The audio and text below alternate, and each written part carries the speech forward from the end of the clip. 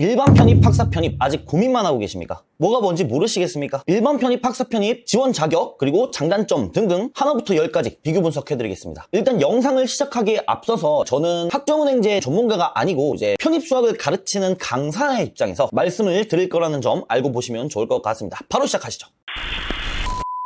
자, 첫 번째로 일단 일반 편입 지원 자격입니다. 일반 편입의 경우 약 65학점 이상을 취득해서 2학년을 수료 또는 졸업한 후에 3학년으로 편입을 하는 제도입니다. 여기서 2학년을 수료 또는 졸업을 했다는 건 첫 번째로 4년제 대학교에 2학년을 수료한 학생, 두 번째로 2년제 또는 3년제 전문대학교를 졸업한 학생, 세 번째로 학은제를 통해 전문학사를 취득한 학생을 의미합니다. 자, 두 번째로는 학사 편입 지원 자격입니다. 학사 편입의 경우 약 140학점 이상을 취득해서 4학년을 수료 또는 졸업한 후에 3학년으로 편입을 하는 제도입니다. 여기서 4학년을 수료 또는 졸업했다는 것은 실제 4년제 대학교를 4학년까지 마친 학생 또는 학점은행제를 통해 학사학위를 취득한 학생들을 의미합니다. 여기서 여러분들이 좀 알고 계시면 좋을 점은 학사학위를 가지고 있으면은 학사 편입으로 지원하는 게 일반적이기는 하지만 일반 편입으로 돌려가지고 지원도 가능하다는 점입니다. 자, 그래서 정리하자면 일반 편입은 2학년까지 마친 학생이, 그리고 학사 편입 같은 경우에는 4학년까지 마친 학생이 편입을 하는 것이고, 학사 편입은 일반 편입으로 돌려가지고 지원이 가능하다입니다. 자, 이렇게 일반 편입이랑 학사 편입의 지원 자격들에 대해서 간략하게 이야기를 나눠봤고, 바로 일반 편입과 학사 편입의 장단점 말씀드리러 가보도록 하겠습니다.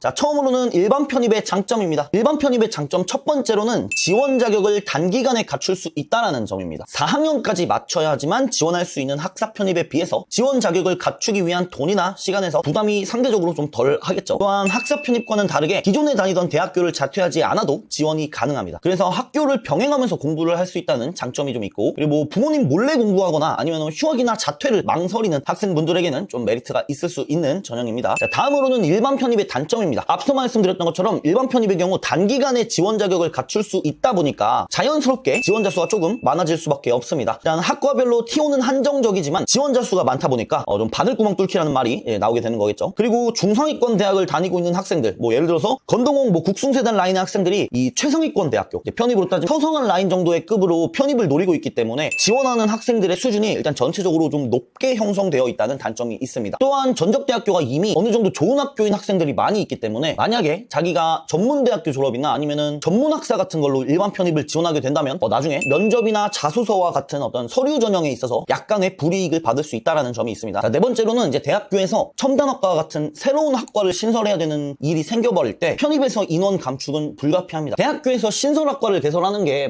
흔한 일은 아니기는 하지만 불과 몇 년 전에 여러 대학교에서 학과를 신설하는 과정에서 일반 편입 TO가 박살났었던 적이 있었으며 당시 수험생들이 고생을 꽤나 했었던 기억이 좀 있습니다. 그래서 정리하자면 일반 편입은 지원 자격을 갖추는 데 있어서 난이도가 높지 않다. 즉 진입 장벽이 낮아서 단기간에 지원 자격을 갖추고 편입학 필기고사 공부에 집중을 할 수 있다는 장점이 있습니다. 하지만 이제 진입 장벽이 낮기 때문에 지원자 수가 많아서 경쟁률이 높아지고 전체적으로 학생들의 평균적인 수준이 좀 높게 형성되어 있으며 나라의 정책이나 첨단학과 신설과 같은 일들에 있어서 TO가 예민하게 반응할 수 있다 정도로 요약이 될 것 같습니다. 다음으로는 학사 편입의 장점입니다. 전체적으로 학사 편입의 장점은 일반 편입의 단점을 보완하고 있다고 말씀을 드릴 수 있을 것 같아요. 첫 번째로 학사 학위가 있어야지만 지원이 가능하기 때문에 진입 장벽이 좀 높아서 지원자 수가 일반 편입에 비해서 적다라는 장점이 있고, 또한 지방대 자퇴생 혹은 학점은행제 출신 학생들이 줄을 이루고 있기 때문에 그 경쟁자들의 수준이 전체적으로 좀 낮게 형성되어 있습니다. 사실 이 부분에 대해서 좀 많은 학생분들이 질문을 많이 하는데 왜 학사 편입의 경쟁자들의 수준이 좀 낮냐고 많이 물어보세요. 제가 한번 말씀 드려볼 테니까 납득해보세요. 일단 학사 편입을 준비하는 거의 대부분의 학생들은 학점은행제를 통해서 학사 학위를 준비를 하게 되는데, 학점은행제를 통해서 학사학위를 취득하고 싶으면 기존에 다니던 학교를 반드시 자퇴를 해야 되는 일이 생깁니다. 사실 말이 쉬워서 자퇴지 새로운 도전, 편입이라는 걸 위해서 내가 기존에 다니던 학교를 자퇴를 한다? 그거 되게 생각보다 엄청나게 큰 용기가 필요한 일이거든요. 자, 만약에 여러분들이 인서울에 있는 한 중위권 대학교를 다니고 있다라고 한번 가정을 해봅시다. 예를 들어서 건동홍이나 국숭세단 라인을 다니고 있어요. 자, 그런데 이제 학교 레벨을 조금 더 높이기 위해서 서성한 라인으로 가기 위해서 지금 내가 다니고 있는 이 건동홍 국숭세단 라인의 학교를 자퇴를 할 수 있겠습니까? 건동홍 국숭세단 라인도 엄청나게 좋은 학교인데 그 학교를 포기하고 그 학교를 자퇴하고 학사 편입으로 돌린다는 건 사실 거의 불가능에 가깝겠죠. 그리고 애초에 저도 이런 건 추천드리지 않습니다. 그렇다 보니까 학사 편입은 일반적으로 고등학교 때 공부를 좀 잘했던 학생들이 아니라 고졸 출신 또는 전문대학교 출신 혹은 지방대학교 자퇴생 출신들 학생들 위주로 좀 구성이 되어 있습니다. 즉 기본적인 그 베이스 자체가 일반 편입 학생들에 비해서 좀 낮게 형성되어 있다 보니까 실제 합격 커트라인이 일반 편입에 비해서 학사 편입이 좀 낮은 경향이 있습니다. 자, 그리고 지원자 수가 조금 적고 전체적으로 지원자들의 수준이 좀 낮기 때문에 시험을 보는 학생들끼리의 점수 차의 폭이 크게 잡히는 경향이 있어요. 자, 무슨 소리냐면 예를 들어서 지원자 수가 많은 일반 편입 같은 경우에는 내가 만약에 90점을 맞았어요. 근데 이제 지원자 수가 많다 보니까 나보다 0.1점 높은 90.1점을 맞은 학생이 조금 더 합격에 유리할 수가 있다는 건데, 학사 편입은 애초에 이렇게 점수 차가 촘촘하게 나지 않는 거예요. 그래서 합격 커트라인에서 조금 더 유리한 포지션을 가지고 갈 수가 있습니다. 점수 차이가 촘촘하지 않다는 건 생각보다 큰 장점이 있어요. 추가 합격이 돌 가능성이 일반 편입에 비해서 훨씬 더 높다라는 말을 의미합니다. 자, 그리고 마지막으로는 학사 편입 같은 경우에는 정원 외 선발이기 때문에 뭐 나라 정책이나 아니면 뭐 첨단학과 신설과 같은 그런 이유들로 인해서 기호 영향을 받지 않는다라는 장점이 있습니다. 자, 다음으로는 학사 편입의 단점입니다. 앞에서 장점만 마구 나열을 하긴 했지만 학사 편입은 일단 치명적인 단점이 존재합니다. 바로 시간이에요. 일단 학사 학위가 있어야 되기 때문에 4년제 대학교를 졸업을 하고 오셔야 되고요. 그런데 보통 일반적으로는 학점은행제를 통해서 학사 학위를 취득하는데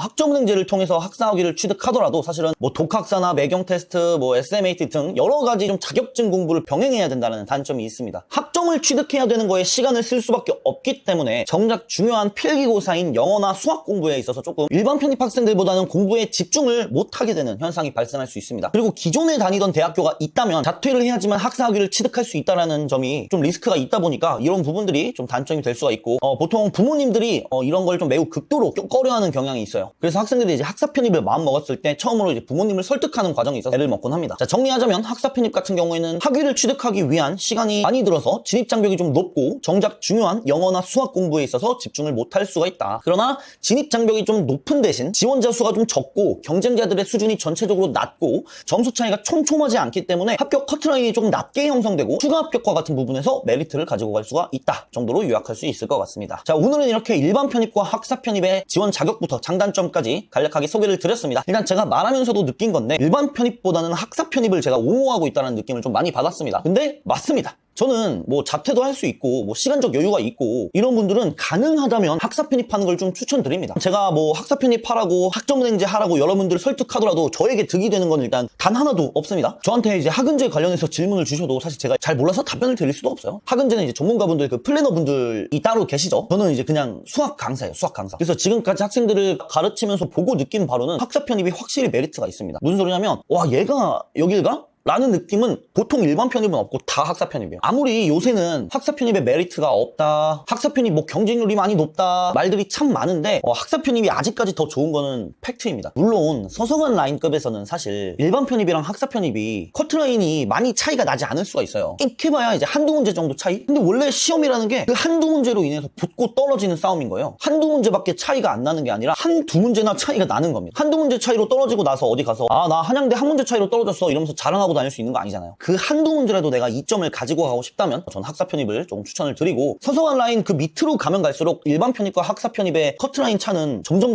커집니다. 뭐 당연히 학사 편입을 하려면 현실적인 여건도 여러 가지 고려를 하긴 해야겠지만, 만약에 여러분들한테 학사 편입이 조금이라도 유리할 것 같다 싶으시면 주저하지 마시고 학사 편입으로 돌리는 걸 저는 추천드립니다. 자, 지금까지 시청해주셔서 감사합니다. 두원스였습니다.